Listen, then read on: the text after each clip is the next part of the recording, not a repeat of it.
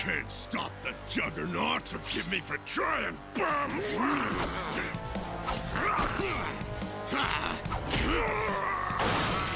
If you spend time on this YouTube channel, you probably already know we are pretty big fans of X-Men the Animated Series. And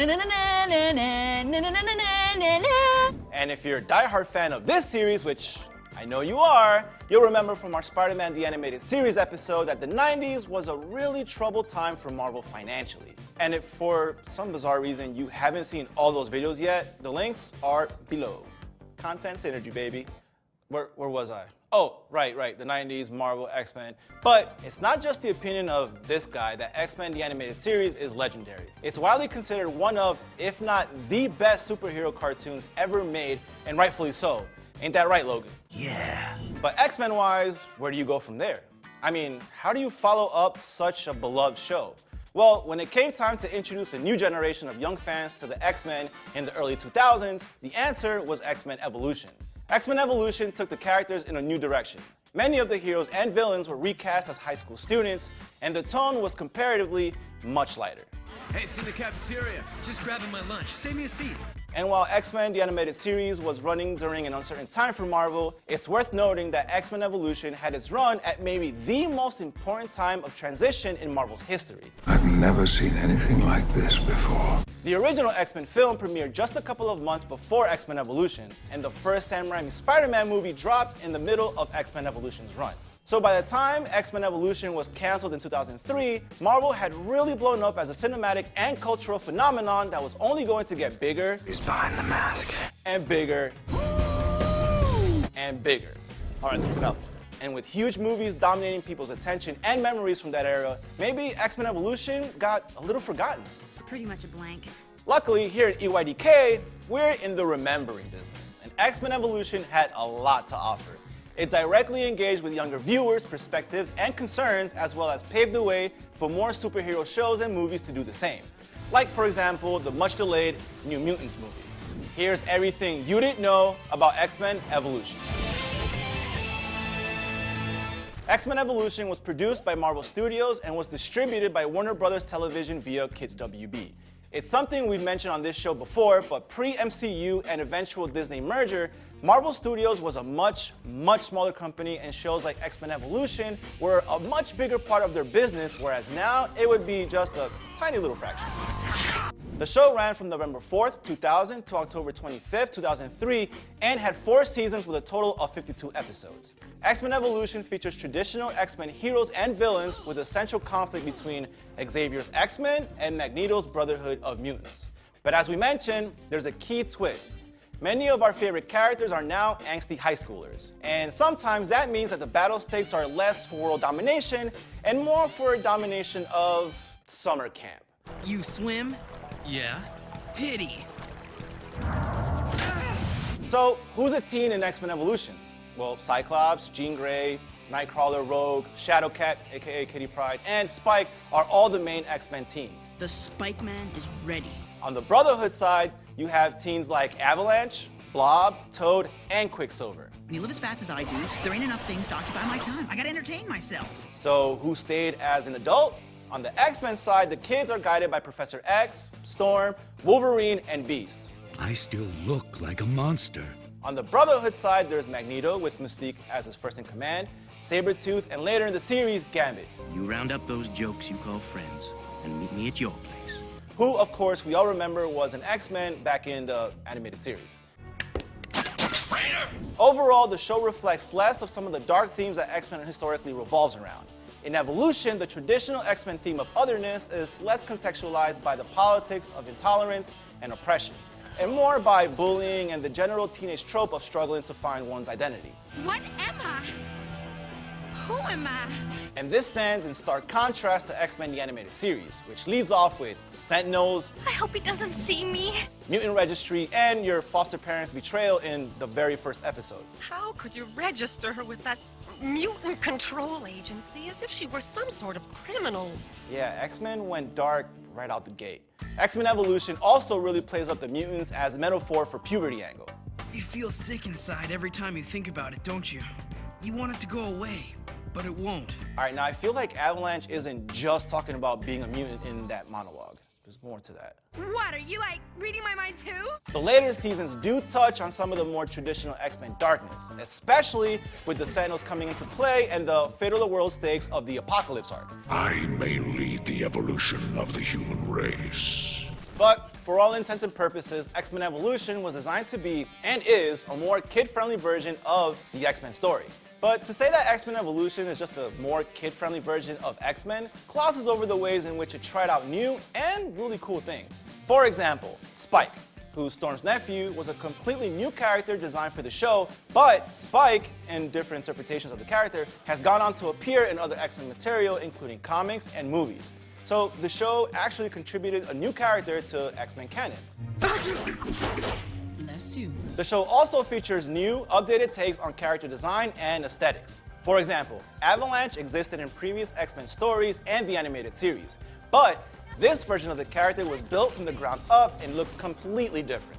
Rogue also got a complete makeover, as did Scarlet Witch and many more. And while we'd be here all day if we mentioned every X-Men character who shows up throughout all 4 seasons, rest assured the show is well grounded in the many characters of X-Men and therefore a great intro for younger fans. Thanks. Really, you know? One thing X-Men Evolution features less of is Marvel crossovers, but it still has 2 pretty important ones, Nick Fury and Captain America. The worst thing about X-Men Evolution is, like with lots of other shows like Spider-Man the Animated Series, which cruelly ended with a major plot thread unresolved, X-Men Evolution left us just as it was getting into some really meaty cosmic stuff. In the last episode of the series, we see Professor X's vision of the future, which teases a bunch of awesome shit. Most critically, a Dark Phoenix story. I would have killed to see another one of those. We never got to see it because the show was canceled. Deja vu all over again. But we can't end this section on a sad note. Okay, why does Sabretooth's motorcycle have that funny looking antenna with a flag on it? All you motorcycle riders out there, does that thing serve a purpose? Let me know in the comments, because I always wonder about like that. Bring it on, Pops. X-Men Evolution's intro is hilarious and awesome. Ever wanted to see your heroes doing regular high school stuff in one shot and supernaturally kicking ass in the next? Well, look no further.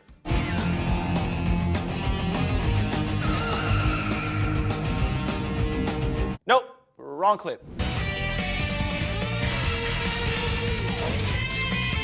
Shout out to the shot of Jean Grey just straight up doing her homework. Also, that shot of Kitty Pryde dancing at the disco? You know, cause 2000s teens, we loved going to the disco, right? Maybe. The music for X-Men Evolution, including the theme song, was written by William Anderson. He went above and beyond for a show of this scale, composing distinct musical and sound cues for a number of characters. Check this. Other shows like Batman the Animated Series also did this. Alright, any excuse to hear that, I'll take it 100% of the time. Whoa. But even included in the distinct cues on X-Men Evolution are the full-blown special songs he wrote for it. In the episode Walk on the Wild Side, the story stops for a few minutes to make room for an all-out animated music video for Anderson's original song, Only a Girl. My man Toad also gets his own rap song called T.O.A.D. that's playing sort of faintly in the background here. Ew, I touched soap. But you can hear the bars a little clearer here. It's all good, yo. See, I know some things you gotta understand about Toad. Flames. It's about to get totally hot around here. Unlike a lot of the shows we've looked at on EYDK, X-Men Evolution doesn't seem to have one creator. Instead, a group of talented creative people all helped shape the show. Avia Rod, as the chief creative officer of Marvel, who would go on to produce Marvel's big-budget non-MCU movies as well as a few movies inside the MCU, was a key executive producer. The other executive producers were Stan Lee and Rick Unger. Boyd Kirkland, who is an animation veteran, was also a producer on the show. Fan sites devoted to X-Men Evolution also give special emphasis to writers and producers Greg Johnson and Craig Kyle, as well as director and artist Stephen E. Gordon for shaping the show's look. Kirkland, Johnson, Unger, and Gordon are all animation pros who have worked on a bunch of other Marvel and DC cartoons, but Kyle seems to be the standout in terms of subsequent success. He went on to produce MCU titles Thor and Thor: The Dark World, and he was one of the screenwriters of the standout of the series, Thor: Ragnarok. There were 6 total directors. Gary Graham, who directed 20 episodes, the most of any director on the show, has worked as a storyboard artist on a number of DreamWorks animated feature classics, including the Kung Fu Panda series and How to Train Your Dragon. IMDb lists 29 writers if you don't count the creators of the original characters themselves, you know, Jack Kirby, Stan Lee, Chris Claremont, and John Byrne. Legends. For a deeper look at those icons, make sure you check out our series Behind the Panel.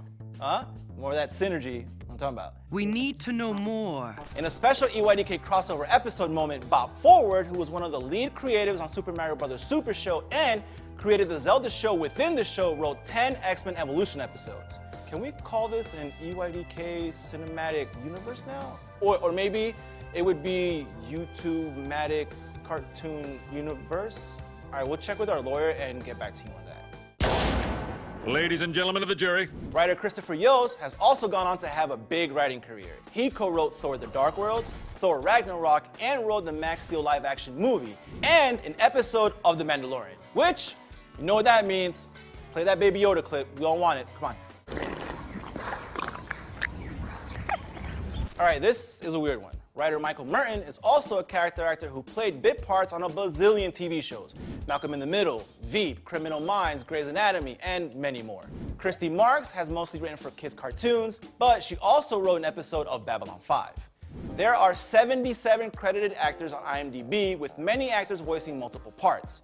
Overall, I think this show wins the EYDK award for fewest iconic actors buried in the small parts. No Mark Hamill, no Tim Curry, no George Takei, but the cast is solid.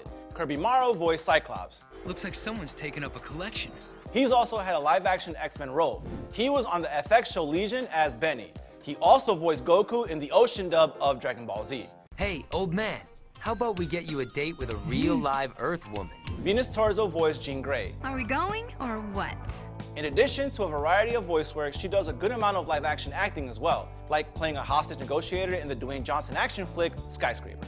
David Kaye voiced Professor X. Cerebro just got a reading. He must be using his powers openly now. He voiced the newsroom narrator in Up. It's a veritable floating palace in the sky, complete with doggy bath and mechanical canine walker.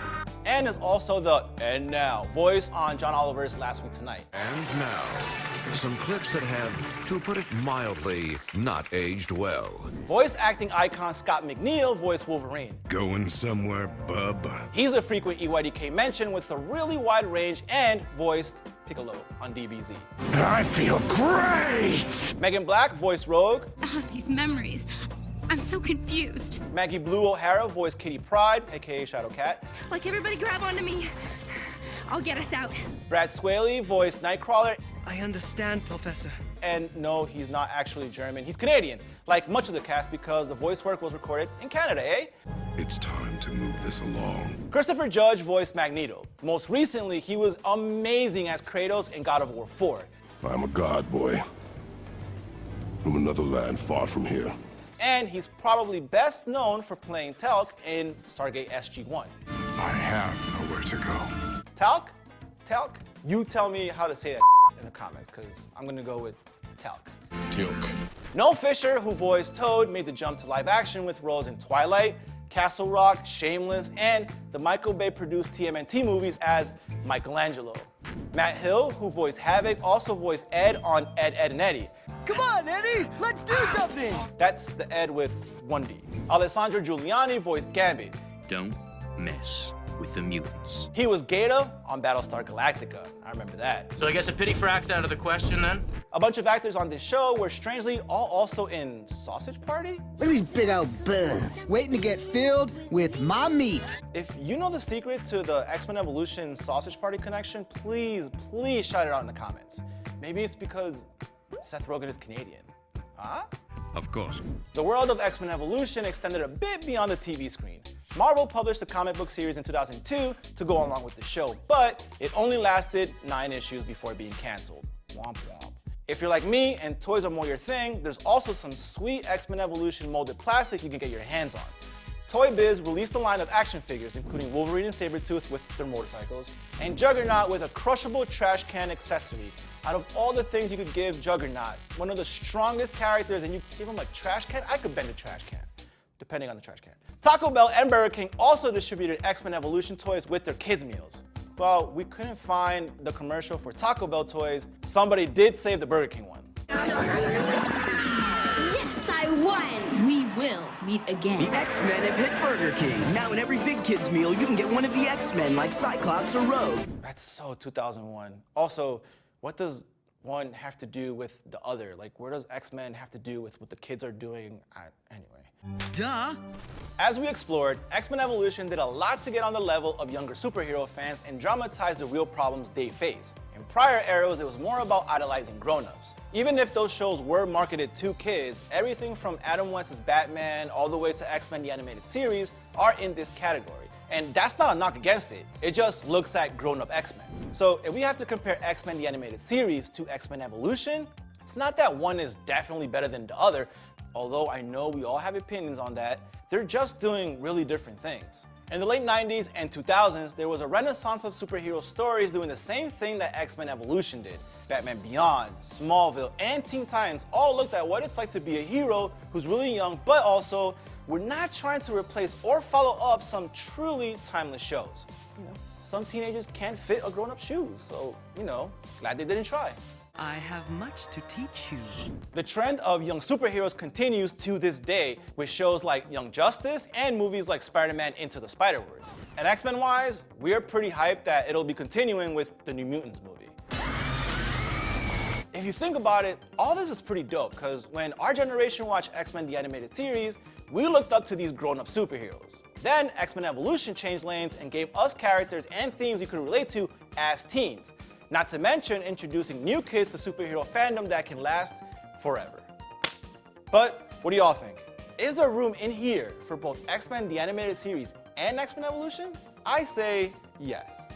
Y'all say whatever you want. I gotta go home now and wait for my mutant powers to kick in. No matter what awaits us, terrible or wondrous, the X-Men will always be there ready. And of that, I am proud. Thanks for watching. For more EYDK, make sure you click over here. And for new episodes I drop every other week, click over there. I gotta go wash my hands.